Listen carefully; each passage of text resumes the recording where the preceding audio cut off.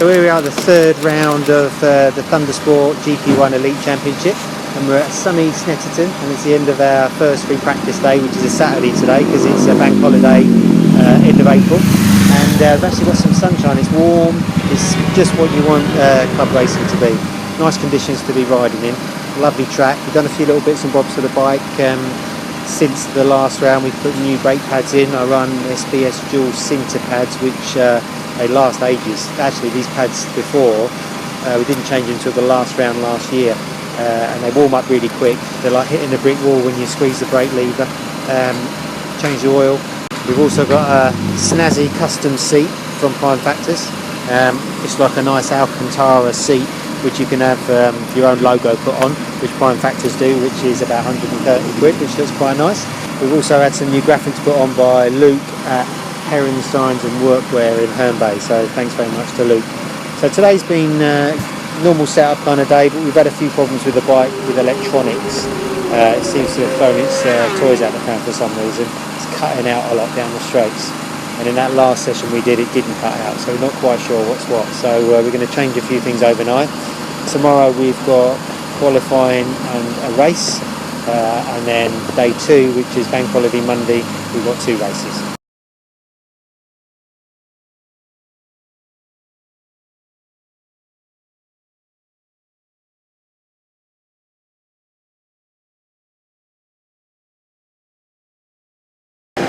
So that's the end of our racing for Sunday, qualifying and racing today, and for the first time in 6 years of racing the BMW, the electronics have kind of gone haywire. The traction control is just coming in unexpectedly. The rear wheel sensors making strange readings. It says the rear wheel is going 500% faster than the front even down the straight, so it keeps cutting out down the straights and through the corners. We've changed everything, changed wheel speed sensors, all sorts. Thought we had it sorted, but in the warm-up lap for the race it was still playing up. So I turned all the electronics off for the race, and it was okay. The bike ran fine, so there was obviously something wrong with it, but there was a few laps trying to get used to the bike with no traction, but it was fine, to be honest. The Preddy slicks I've got loads of grip and loads of feel, so it wasn't really a problem, but kind of missed the boat in terms of the race really, and finished 9th. So tomorrow we're going to be traction free, so my bike's now a BSB bike really in that respect, and now I know what to expect. Hopefully we'll be able to move up the order a little bit more.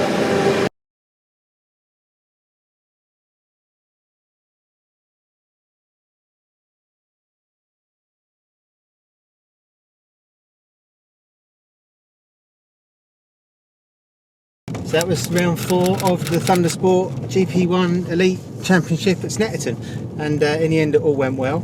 Everyone's got a story for the weekend, never goes perfectly, and ours was the electronics on the bike, which put us back with the bike keep cutting out. So in the end we just ended up turning everything off, and I ran the races with no traction control.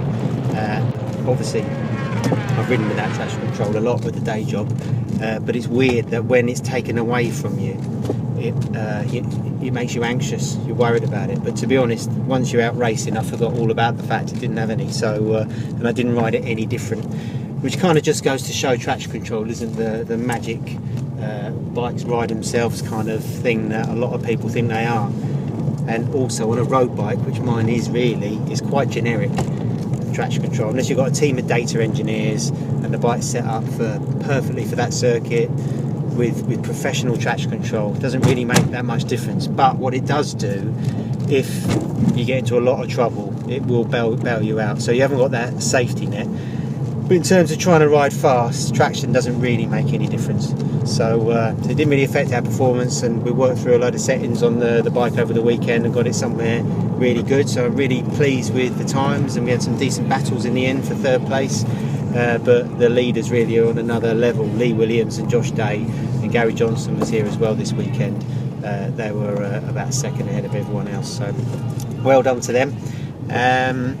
So all we've got to do now is find out why our bike has thrown its electronic teddy out of its pram, and get it all ship shape for the next round, which is at Cadwell. But I've just got to say thanks to Prime Factors again, to my mate Bob for helping me out, for Pirelli for providing superb tyres, and Fabrice who does the pit board, and also everyone who helps and supports me. So a big thanks to them. I really enjoyed riding that bike, and I'm always a little bit sad because I think one day it's all going to end and I'm not going to ride anything that good again. But that's Snetterton, and we managed to dodge the weather as well, which is good, and looking forward to the next round already at Cadwell. See you then.